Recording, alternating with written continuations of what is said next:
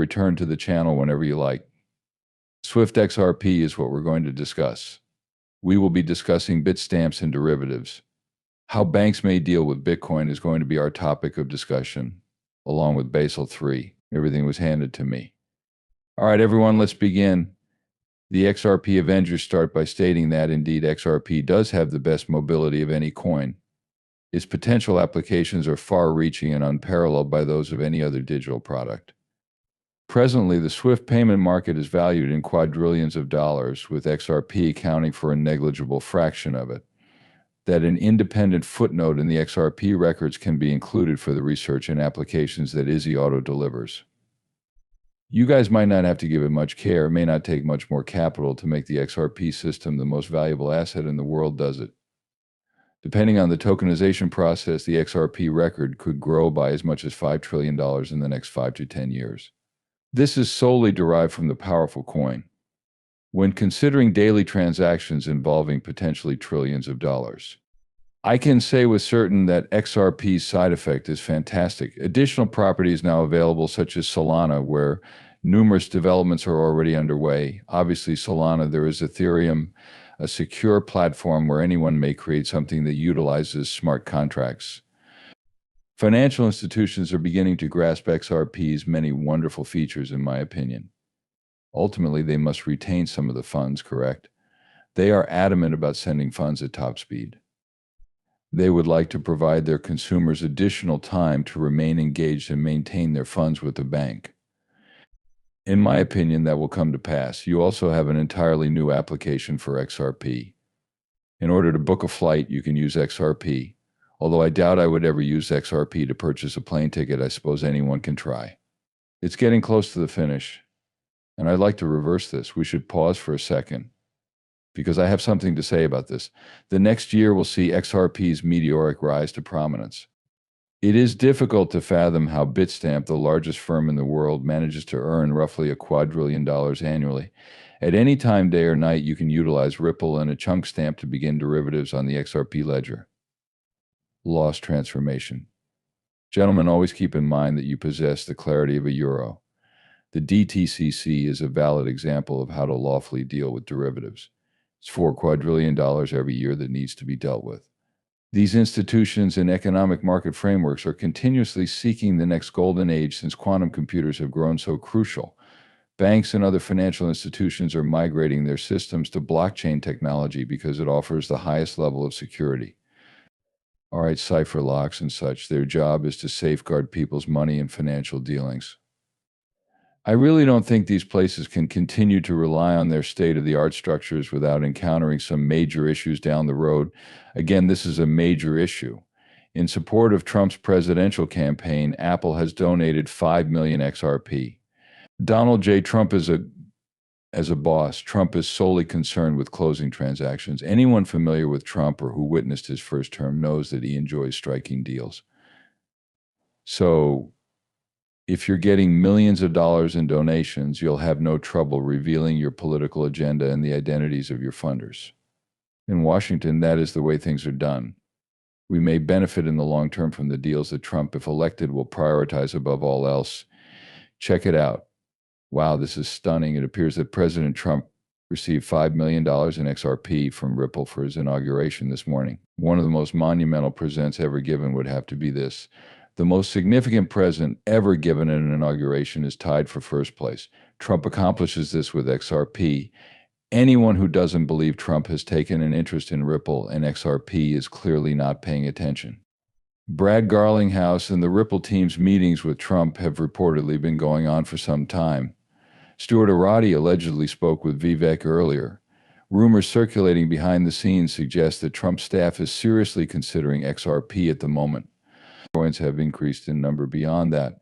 The ones I am familiar with are XRP, Bitcoin, Ethereum, and HBAR. Trump has likely been handed XRP and is selling it, since it is happening behind the scenes right now. I mean, come on, everyone knows that Trump is rooting for dollar coin success. We have no doubt that he will be captivated by the potential of cryptocurrencies to address practical issues. XRP is now more aligned with our goals than it has ever been before. A lot of what he said is credible. Trump is not involved, is trying to find these cryptocurrencies. That child belongs to Trump. Apparently, Trump has no idea how blockchain technology operates. That Trump enjoys negotiations is something I am well aware of. Additionally, he may do this if he has $5 million in assets and can increase their value to $100 million by amending certain laws. Since the man is the boss, I listen carefully and follow his orders. After he selects right, the Republicans will likely inquire as to his desired level of influence inside the party. He can achieve his goal if he sets his mind to it. Because of that, I'm pleased. I am eagerly anticipating his actions. A substantial amount of genuine teleporting gold. The question is, why should financial institutions are concerned? The reason being, in a Basel III environment, Ripple plans to employ XRP to address their cash flow issues. Once XRP's market size and trading volume reach a certain point, Ripple intends to use it so that banks can satisfy demand with their existing cash reserves. In this separate piece, the three criteria laid down by Basel for cryptocurrency are discussed. You are correct, your property falls within Group 1. Banks will be better able to safeguard cryptocurrency assets according to the new Basel III regulations. These cryptocurrency holdings are divided among various companies. For the sake of argument, let's pretend you are already familiar with their social status and the type of property they own. This is the process we're now doing to get you up to speed. Assets using stabilization methods and assets that are tokenized are in Group 1. There are conceivable better chance things and conditions where institutions fail as a group. You can then make adjustments depending on the location of the vulnerability thanks to infrastructure risk upload at the fluid model. In order to be eligible for Organization 1, you must also meet solid coin standards or avoid redemption risk exams. Here is where you may acquire RLUSD. In your opinion, where does it go? Listen up. Folks, this is the most controlled solid coin on the planet right this second. The next step is clear to you. There is a 2% cap on the group's exposure, which means that no amount of publicity can exceed 1% of Tier 1 capital. The bank can only take on 1% Group 1 risk with its current assets. Very well. Because of this, they are trying to limit the amount of exposure that banks have to better regulations regarding crypto risk. It is possible that the alternative criterion is not robust or secure.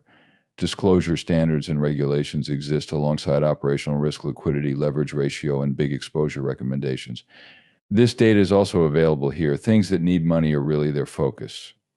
Basel adds an additional capital preservation buffer to the already high minimum adequate equity Tier 1 capital ratio of 4.5% of risk-weighted property or real foreign property, up from 2% under Basel II. I apologize. A total of 7% is required, which is the sum of 2% and 5%. How to assess the potential dangers of crypto property is also covered. According to the BCPS, the likelihood of having good crypto property is 1,250,000%. In light of this, it is prudent for the bank to have a substantial emergency fund. That is why financial institutions should have a cushion of liquid assets in case any of these potentially risky properties contain cryptocurrency. As a result, the bank will be able to continue performing its services even if the value of the person's assets drops precipitously. There's no mistaking the amount of pressure they're placing on banks to safeguard their capital reserves in case of further rate cuts. Lots of Democrats seem to share my concern that financial institutions were taking on too much risk with their investments. Now I see you are well aware that certain individuals' really poor decision-making contributed to the 2008 Great Recession. Recurrence of the same issue with liquidity regulations, transparency, and disclosure, and the transitional prudential system is something we would prefer to avoid. Several distinct processes are at work here.